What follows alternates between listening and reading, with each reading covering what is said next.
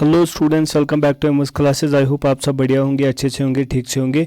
जैसा कि आपको मालूम है कि हम एनसीईआरटी के जो इम्पोर्टेंट लाइनर्स हैं उनको पढ़ रहे हैं। ठीक है, एनसीईआरटी इम्पोर्टेंट लाइनर्स, जिसमें हमने ह्यूमन फिजियोलॉजी को उठाया था और इसके हमने 4 चैप्टर्स के इम्पोर्टेंट एनसीईआरटी लाइनर्स को डिस्कस किया है। आज ये जो वीडियो होते हैं, ये जो सीरीज़ है, ये इम्पोर्टेंट है for the students who are preparing for NEET exam, JK BOPEE का सीईटी देने जा रहे हैं, या सुकास्ट कश्मीर या सुकास्ट जम्मू का एग्ज़ाम देने जा रहे हैं, या और कोई मेडिकल एग्जामिनेशन की प्रिपरेशन कर रहे हैं, किसी एंट्रेंस एग्जामिनेशन की जिसमें बायोलॉजी का पोर्शन हो, उसकी उनके लिए ये इंपॉर्टेंट है। Without wasting much time, today जो हमारा चैप्टर है वो है लोकोमोशन एंड मूवमेंट। ठीक है, ये ह्यूमन फिजियोलॉजी का 5th चैप्टर है अकॉर्डिंग टू रैशनलाइज्ड सिलेबस। चलो वेस्ट नहीं करते हैं टाइम को, स्टार्ट करते हैं। पहले चैप्टर में क्या है, that is locomotor structures. Like that कि एमोबा में क्या लोकोमोटर स्ट्रक्चर होता है, एमोबा शोज एमोबाइड मूवमेंट। ठीक है, फिर हम इसी के मूवमेंट के हिसाब से एमोबाइड मूवमेंट बाकी में भी देखते हैं। इसमें होता है सीडोपोडिया। ठीक है, सीडोपोडिया जो होता है ये होता है इसमें लोकोमोटर स्ट्रक्चर, ये दिखाता है एमोबाइड मूवमेंट। याद रखना, पैरामीशियम में होते हैं सीलिया, ये दिखाता है सीलियरी मूवमेंट। कौन? पैरामीशियम। हाइड्रा थ्रू टेंटेकल्स, यानी ये टेंटेकल्स के थ्रू कैप्चर करता है प्रे को और लोकोमोशन के लिए इस्तेमाल करता है। ठीक है, इसके बाद है types of movement. Types of movement की अगर हम बात करेंगे, there are 3 types of movement, amoeboid, ciliary and muscular. ठीक है, एमोबाइड मूवमेंट के एग्जांपल्स क्या है, there are 2 body cells, macrophage and leucocytes which show amoeboid movement. There are also amoeba also shows amoeboid movement. There are cytoskeletal elements which are present in our cell like माइक्रोफाइलामेंट्स, वो भी दिखाते हैं। एमोबाइड movements के ये examples याद रखना। ठीक है, सिलेरी मूवमेंट का तो एक हमने पिछले पेज में देखा, पैरामीशियम। दूसरा क्या है, जो हमारी बॉडी में जो होते हैं, कौन? जो हमारे बॉडी में ट्यूब्यूलर ऑर्गन्स है, लाइक दैट के trachea and female reproductive tract, इनमें होते हैं सीलिएटेड एपिथेलियम। क्या होता है? सीलिएटेड एपिथेलियम, जिस पर सीलिया होता है। ठीक है, ये बात याद रखना। इसके बाद है मसल, हम पढ़ेंगे मसल को। ठीक है, मसल का अगर हम देखेंगे, फ्लैजुलर मूवमेंट की एक एग्जांपल देखना, स्पर्मेटोजोआ जो मेल्स में जो होते हैं स्पर्मेटोजोआ, वो दिखाते हैं फ्लैजुलर मूवमेंट्स। ठीक है, protozoans like euglena, they also show flagellar movements. And also the sponges में जो कनाल सिस्टम होता है उसमें भी फ्लैजुला होते हैं, वो भी दिखाते हैं flagellar movements. Important line is 40 to 50% of the body weight of a human adult is contributed bye muscles. यानी अगर हम एक ह्यूमन एडल्ट को लेते हैं, उसका जो वेट है उसका 40 to 50% वेट किसका होता है? Because of muscles. For example, मान लो 100 kg का एक एडल्ट है, ये एबनॉर्मल वेट है, लेकिन फिर भी अगर हम देखेंगे 100 kg का एक एडल्ट है। ठीक है, अगर ये 100 kg का मान लो एक एडल्ट है, तो उसमें 40 to 50 kg इसका वेट होगा because of the muscles. Very important point. Based on the location, muscles 3 type के होते हैं। On the base of location, यानी ये कहाँ पर प्रेजेंट है muscle, skeletal muscle, visceral muscle and cardiac muscle. इसमें क्या आपने याद रखना है? 3 चीज़ें। स्केलेटल मसल्स होते हैं striated muscles because they have striations, and important याद है इसकी स्ट्रिप्ड अपीयरेंस होती है, striped appearance and have striations and they are under the voluntary control, that means skeletal muscles are voluntary muscles। तो ये बात याद रखना। विसरल मसल्स को हम स्मूथ मसल्स या नॉन स्ट्रेटर मसल बोलते हैं, इसमें स्ट्रेशंस नहीं होते हैं, इसलिए हम इसे बोलते हैं non striation muscles. These are smooth in appearance, hence called as smooth muscles. They do not accept any stretching, hence called as non-striated muscles. They are not under the voluntary control, that means these are involuntary muscles। ठीक है, ये बात याद रखना। इसके बाद important point is cardiac muscles, they have branching pattern, very important, and they are striated, they show the striations and are involuntary nature. They are involuntary muscles that are not under our voluntary control. ठीक है, अगर हम देखेंगे इसके बाद जो ये muscle bundle, muscle fibre, ये पढ़ना। ठीक है, जो हमारी स्केलेटल मसल होती है इसमें बहुत सारे मसल बंडल्स या फैसिकल्स होते हैं। इन फैसिकल्स को एक कोलेजिनस कनेक्टिव टिश्यू जोड़ता है जिसे हम बोलते हैं फैशिया। इंपॉर्टेंट लाइन्स में बोल रहा हूँ। ये अगर आप स्ट्रक्चर देखोगे, ये मानो एक मसल बंडल है। ठीक है, इसमें क्या होते हैं, इसमें ये बंडल्स होते हैं जिनको हम बोलते हैं मसल फैसिकल्स या मसल बंडल्स।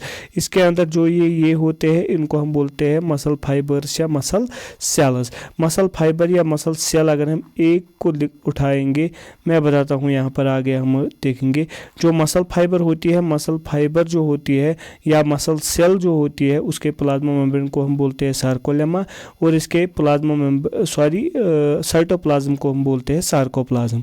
इसमें होते हैं endoplasmic reticulum. Endoplasmic reticulum of muscle cell और muscle fibre is called as sarcoplasmic reticulum and they store the calcium ions. Calcium लगते हैं फॉर द कंट्रैक्शन पर्पस, जो हम आगे देखेंगे, ठीक है। और एक याद रखना कि ये जो होते हैं कौन मसल फाइबर्स, इसमें होते हैं छोटे छोटे मायोफाइलामेंट्स या मायोफिब्रिल्स, ये याद रखना। मसल में दो प्रोटीन्स होते हैं, एक्टिन एंड मायोसिन, याद रखना। जो मसल होती है, मसल में दो बैंड्स होती है, एक होती है लाइट बैंड, लाइट बैंड में होता है एक्टिन, और लाइट बैंड को हम बोलते हैं आई बैंड या isotropic band. Violet dark band जो होते हैं, डार्क बैंड्स, उनको हम बोलते हैं ए बैंड से anisotropic bands and they contain myosin, ठीक है। और एक इंपॉर्टेंट बात क्या है, actin filaments are thinner as compared to myosin elements, very important, यानी एक्टिन फाइलामेंट्स थिनर होते हैं as compared to myosin filaments. Sorry for the disturbance, ठीक है। अगर हम देखेंगे ये याद रखना, hence actin filaments are called as thin filaments and myosin filaments are called as thick filaments because myosin filaments are thicker as compared to actin filaments. And what is Z line, what is M line, what is H zone, ये ज़रूर पढ़ के जाना इस diagram से। Sarcomere का जो structure है इसमें पढ़ना व्हाट इज एच जोन ये वाला जोन होता है, ठीक है। व्हाट इज ए बैंड हम इस पोर्शन को बोलते हैं। This is I band, this is Z line, इनको पढ़ना, इस बेस्ड क्वेश्चन आ सकता है, ठीक है, ये याद रखना। इसके बाद है स्ट्रक्चर ऑफ कंट्रैक्टाइल प्रोटीन, याद रखना। एक्टिन का अगर हम स्ट्रक्चर देखेंगे, एक्टिन में अगर आप ये देखोगे ग्लोबुलर स्ट्रक्चर्स, इनको हम बोलते हैं जी एक्टिन, ठीक है, जी एक्टिनस। ये मिलाकर अगर आप देखोगे ये इस तरह बनाते हैं F actin, filamentous actin. What is G actin, globular actin, globular actin मिलाकर बनाते हैं फाइलामेंटस एक्टिन, याद रखना, ठीक है। Each F actin is polymer of monomer globular actin, ये तो हमने देखा। Two filaments of the another protein tropomyosin also run parallel. ये जो दो फाइलामेंट्स होते हैं, ये रोप लाइक स्ट्रक्चर, जो ये रोप कलर्ड है इस तरह, इनको हम बोलते हैं tropomyosin. Two filaments of tropomyosin and याद रखना two filaments of tropomyosin also run with the F actins, ठीक है, थ्रू आउट द लेंथ। एक और मतलब रेगुलर इंटरवल्स पर एक प्रोटीन होता है जिसे हम बोलते हैं troponin, very very very important. यहाँ देखिए ट्रोपोनिन कहाँ कहाँ है, ये है ट्रोपोनिन, ये है ट्रोपोनिन। रेगुलर इंटरवल्स पे एक कम्प्लेक्स प्रोटीन होता है ऑन द ट्रोपोमायोसिन जिसे हम बोलते हैं troponin, and this is the structure of actin filament. Now we will move towards the, याद रखना यहाँ पर क्या लिखा है, subunit of troponin masks the active binding site of myosin, ये हम फिर उधर देखेंगे। जो मायोसिन होता है जिसे हम थिक फाइलामेंट बोलते हैं, ये होता है बहुत सारे मोनोमेरिक यूनिट्स का बना होता है, मीरोमायोसिनस, ठीक है, मीरोमायोसिनस बनाते हैं थिक फाइलामेंट को, ठीक है, याद रखना।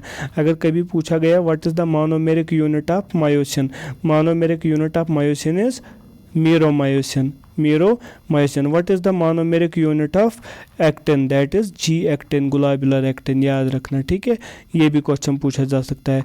What is LLM and HMM, यानी light meromyosin and heavy meromyosin. अगर आप यहाँ पर मायोसिन मोनोमर को देखोगे, इसमें होता है ये टेल, ये वाला पोर्शन होता है क्रॉस आर्म, ये वाला पोर्शन होता है हेड, ठीक है। हेड और क्रॉस आर्म को मिलाकर हम बोलते हैं एचएमएम यानी हैवी मीरोमायोसिन, और टेल जो होती है टेल को हम बोलते हैं एलएमएम यानी लाइट मीरोमायोसिन, याद रखना। और एक इंपॉर्टेंट क्वेश्चन है, active binding sites are present on the head and ATP binding sites are also present on the head, very very important, ठीक है।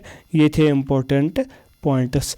यहाँ पर इंपॉर्टेंट क्वेश्चन क्या है, mechanism of muscle contraction is well explained by sliding filamentous theory, very important. इसके बाद अगर हम नेक्स्ट पेज पर आएंगे, ये लोड होने में टाइम लग रहा है इस पेज को, सॉरी। देखिए यहाँ पर क्या लिखा है, the junction between the motor neuron and the sarcolemma of a muscle fibre is called neuromuscular junction. इससे पहले ये है a motor neuron along with muscle fibre connected motor unit. What is motor unit, अगर कभी पूछा जाएगा motor unit, motor unit. What is motor unit? Motor unit is the muscle fibers connected to motor neuron. जब motor neuron connected होती है to the muscle fibres, इसको हम बोलते हैं motor unit. Motor unit contains muscle fibres and the motor neuron. Motor unit contains muscle fibres and the motor neuron, and the junction between the muscle fibres and the motor neuron is called neuromuscular junction. Very important, neuromuscular junction या motor end plate.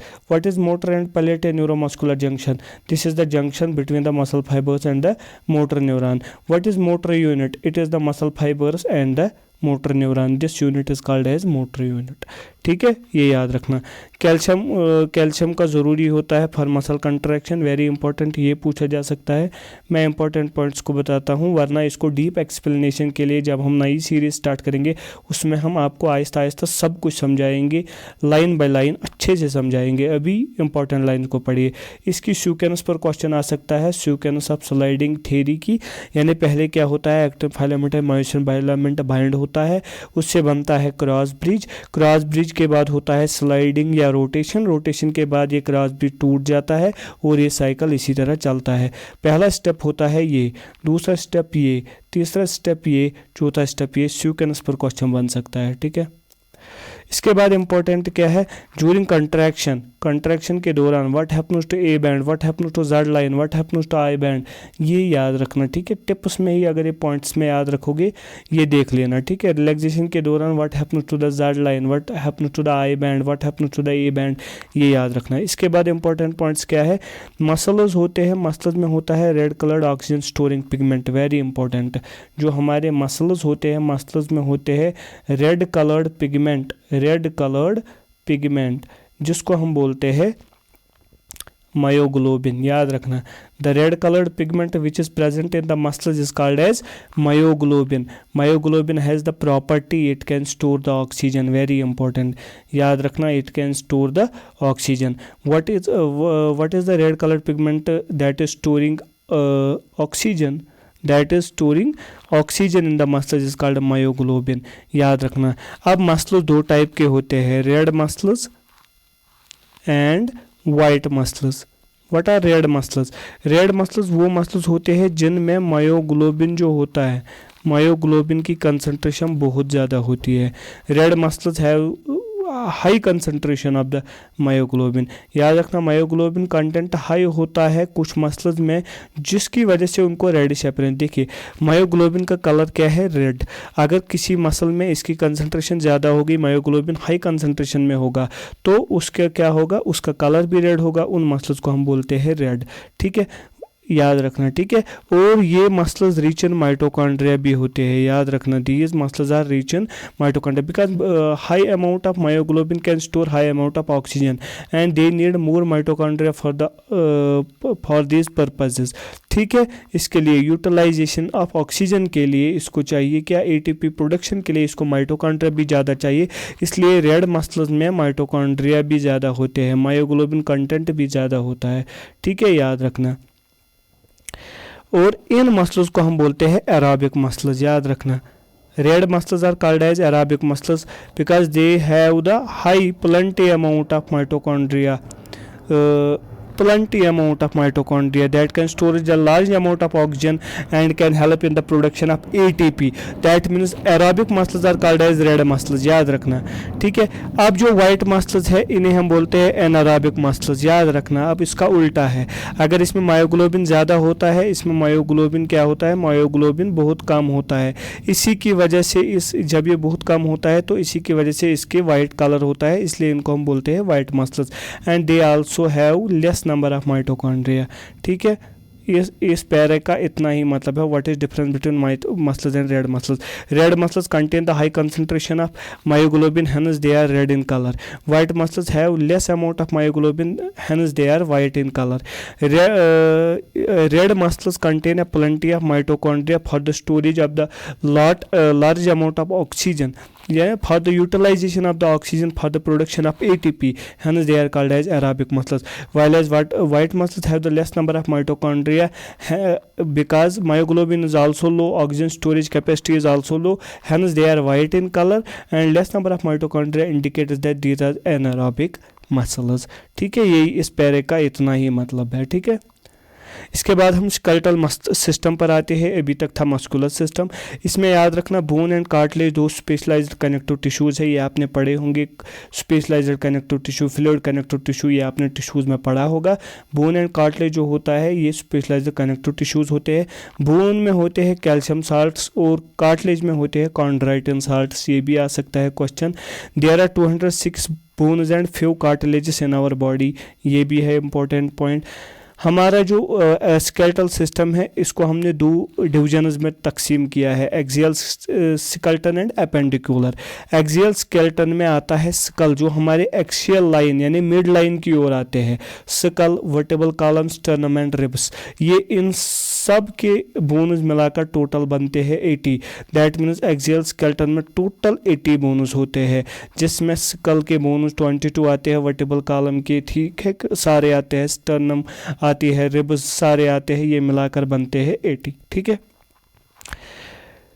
यहाँ पर याद रखना हमारे school में दो bones होते हैं, cranial bones and facial bones. Total bones होते हैं 22. हमारे स्कल में कितने बोन्स होते हैं? टोटल 22, जिसमें कि आपको 8 होते हैं क्रेनियल और 14 होते हैं facial. Very important. There are 8 cranial bones in our skull and 14 facial bones in our skull. That means in skull there are total 22 bones. ठीक है, क्रेनियल बोन्स होते हैं 8, ये आपने पढ़ा. ठीक है, याद रखना हमारे स्कल में होती है एक सिंगल यू शेप्ड बोन जिसको हम बोलते हैं हायोइड बोन. ये होती है at the base of buccal cavity. ठीक है, यू शेप्ड हायोइड बोन, इसी के साथ अटैच होती है टंग, याद रखना. ठीक है, हमारे मिडल ईयर में यानी हमारा जो होता है outer ear, middle ear, inner ear. ठीक है, ईयर के दोनों मिडल ईयर में होते हैं, यानी दोनों कानों के मिडल ईयर में 3 छोटी छोटी बोनस होती है. उन छोटे बोनस को हम बोलते हैं ईयर ऑसिकल्स. ईयर ऑसिकल्स वो कौन कौन सी होती है? Malleus, incus, steps.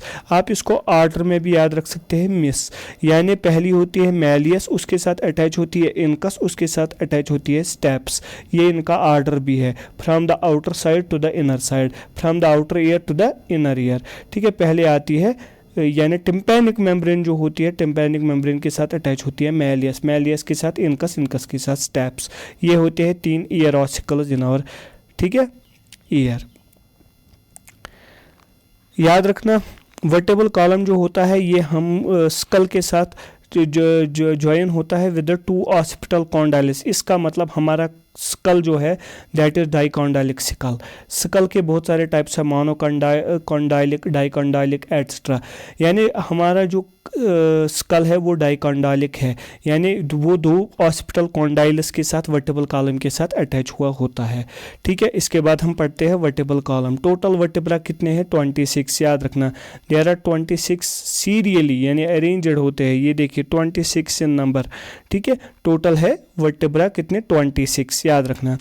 ठीक है, हर किसी वर्टेब्रा, अगर हम वर्टेब्रा का स्ट्रक्चर आप हायर क्लास में देखोगे, इसके बीच में होती है स्पेस. इसी तरह जब ये इस तरह बहुत सारे वर्टेब्रा होंगे तो इनके बीच में जो ये स्पेस बनती है, ये वाली स्पेस, इसको हम बोलते हैं neural canal. Neural canal, neural canal is formed by the hollow space of the vertebra that are arranged seriously नहीं, serially. ठीक है, न्यूरल कनाल में ही प्रेजेंट होता है स्पाइनल कॉर्ड. स्पाइनल कॉर्ड को प्रोटेक्ट कौन करता है? Vertebral column. वर्टेब्रल कॉलम में जो ये वर्टेब्रा होते हैं, इन हर किसी वर्टेब्रा के बीच में होती है स्पेस, वो एक कनाल बनाते हैं जिसको हम बोलते हैं न्यूरल कनाल, उसी में स्पाइनल कॉर्ड होता है. ठीक है, ये याद रखना. अब हम देखते हैं division of the vertebra. There are cervical vertebra, thoracic vertebra, lumbar vertebra and sacral and coccygeal. याद रखना सर्विकल 7 होते हैं. There are 7 cervical vertebra that are present in the cervical region of the body. There are 12 thoracic vertebra that are present in the thoracic region of the body. There are 5 lumbar vertebra that are present in the lumbar region of the body, and there are sacral 1 fused, यानी sacral region में एक होती है वो fused होती है. ठीक है, छोटे छोटे बोन्स की बनी होती है. कॉसिजियल एक होती है जो फ्यूज्ड बनी होती है. देखिए 12 और 7 हो गए 19, 19 और 5 हो गए 24, 25 और 26 हो गए, टोटल 26 वर्टेब्रा. ठीक है, याद रखना. याद रखना स्टर्नम जो होती है, स्टर्नम ये होती है फ्लैट बोन जो हमारे वेंट्रल मिड लाइन थोरैसिक में होते हैं। सामने की ओर अगर आप देखेंगे जो हमारी मिड लाइन होती है चेस्ट की, ठीक है, वहाँ पर ये जो बोन होती है जिसके साथ रिब्स अटैच हुए होते हैं आगे की तरफ, उसे हम बोलते हैं स्टर्नम, ठीक है। 12 पेयर्स ऑफ रिब्स होते हैं, इनकी आपने अरेंजमेंट पढ़नी है। पहले 7 रिब्स को हम बोलते हैं ट्रू रिब्स, क्योंकि उनको हम ट्रू रिब्स क्यों कहते हैं, क्योंकि डॉर्सली यानी पीछे की ओर ये वर्टेबल कॉलम के साथ अटैच हुए होते हैं और वेंट्रली आगे की ओर ये स्टर्नम के साथ अटैच हुए होते हैं। लेकिन all the ribs that are connected to the sternum are connected via hyaline cartilage, ठीक है, हाइलिन कार्टिलेज की वजह से, याद रखना। यानी पहले 7 जो होते हैं वो ट्रू रिब्स होते हैं, पीछे वो वर्टेबल कॉलम के साथ अटैच हुए होते हैं, ठीक है, आगे की ओर वो स्टर्नम के साथ अटैच हुए होते हैं लेकिन bye the help of hyaline cartilage. जो 8th 9th and 10th pairs of ribs होते हैं वो 7th रिब के साथ अटैच हुए होते हैं, ठीक है। अगर आप डायग्राम देखोगे, देखिए ये देखिए ये जो वाइटिश है ये क्या है, यही है हाइलिन कार्टिलेज, ठीक है। अगर हम आगे देखेंगे ये है स्टर्नम, ये जो है ये है स्टर्नम, इसी के साथ होते हैं attach bye the help of hyaline cartilage. अगर आप देखोगे, देखिए अगर आप यहाँ देखोगे 8th 9th एंड 10th ये 7th के साथ अटैच हुई होती है by the help of hyaline cartilage. इन रिब्स को हम बोलते हैं वर्टिब्रोकॉन्ड्रल रिब्स या फॉल्स रिब्स। किस किस को हम बोलते हैं वर्टिब्रोकॉन्ड्रल रिब्स या false ribs? 8th 9th and 10th को, क्योंकि पीछे की ओर तो ये वर्टेबल कॉलम के साथ अटैच हुए होती है लेकिन आगे की ओर ये 7th रिब के साथ अटैच हुई होती है, याद रखना। इसके बाद जो लास्ट 2 पेयर्स है 11th and 12th pair of the ribs, वो आगे की ओर कनेक्ट ही नहीं होते हैं, नॉट कनेक्टेड वेंट्रली, वो स्टर्नम के साथ कनेक्ट नहीं होती है ना कि किसी और रिब के साथ, उनको हम बोलते हैं floating ribs. Last 2 pair of ribs that is 11th pair and 12th pair ribs are called floating ribs because they are floating, ठीक है। फ्लोटिंग नहीं होती है लेकिन हवा में ही होती है ये, ठीक है, ये हवा में ही होती है यानी आगे की ओर किसी के साथ कनेक्ट नहीं होते हैं। इसके बाद है एक्सियल स्केलेटन को हमने पढ़े, जो 80 बोन्स थे वो हमने पढ़े। अपेंडिकुलर स्केलेटन, अगर टोटल 206 बोन्स है तो 80 है उसमें एक्सियल, अपेंडिकुलर कितने होंगे? 126, वही होंगे ना 126। हर किसी लिम्ब में होते हैं 30 बोन्स। फिर ये देख लेना ह्यूमरस, रेडियस, अल्ना, ठीक है, ये आप पढ़ना। कार्पल्स कितने होते हैं? Wrist bones 8, metacarpals palm bones होते हैं 5, फैलेंजस यानी डिजिटस होते हैं 14, लार्जेस्ट बोन जो लॉन्गेस्ट बोन सॉरी जो होती है वो होती है थाई बोन, फेमर बोन, ठीक है। अंक जो हमारे यहाँ पर होते हैं टारसल्स यानी एंकल बोन्स होते हैं 7, मेटाटारसल्स होते हैं 5, फैलेंजस होते हैं 14, ठीक है, ये याद रखना। और कप शेप्ड जो बोन होती है जो हमारी नी को कवर करती है वेंट्रली, उसे हम बोलते हैं पटेला। क्या बोलते हैं? पटेला, याद रखना। What is pelvic and pectoral girdle, ये तो आपने पढ़ा होगा। इंपॉर्टेंट पॉइंट्स याद रखना। Triangular flat bone is scapula, ठीक है, ये बात याद रखना, इंपॉर्टेंट पॉइंट्स, ठीक है। क्लाविकल जो होती है वो क्या काम करती है? वहाँ पर जो यहाँ पर जो ये पेक्टोरल गर्डल होता है वहाँ पर एक कैविटी होती है, उसे हम बोलते हैं ग्लेनाइड कैविटी। ये बात आप याद रखना, इसको पढ़ लेना। This bone is commonly called as collar bone, collar bone हम क्लाविकल को कहते हैं, याद रखना, ठीक है। पेल्विक गर्डल जो होता है इसमें 2 कॉक्सल बोन्स होते हैं। कॉक्सल बोन में यानी पेल्विक गर्डल में 2 कॉक्सल बोन्स आते हैं, 2 कॉक्सल, और हर किसी कॉक्सल बोन्स में होते हैं 3 bones, ilium, ischium and pubis. Ilium, ischium and pubis combine होते हैं लेकिन बीच में वहाँ पर बनती है एक कैविटी जिसको हम बोलते हैं acetabulum. This is important. Now we move towards the joints, ठीक है। Joints help in the movement, ठीक है, मूवमेंट्स पे। इसमें इंपॉर्टेंट यही है कि एग्जाम्पल याद रखे।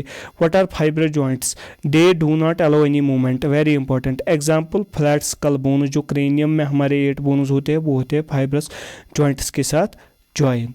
कार्टिलेजिनस बोन्स उनमें रिस्ट्रिक्टेड मूवमेंट होती है। एग्जाम्पल वर्टेब्रा, वर्टेब्रा के बीच क्या होते हैं?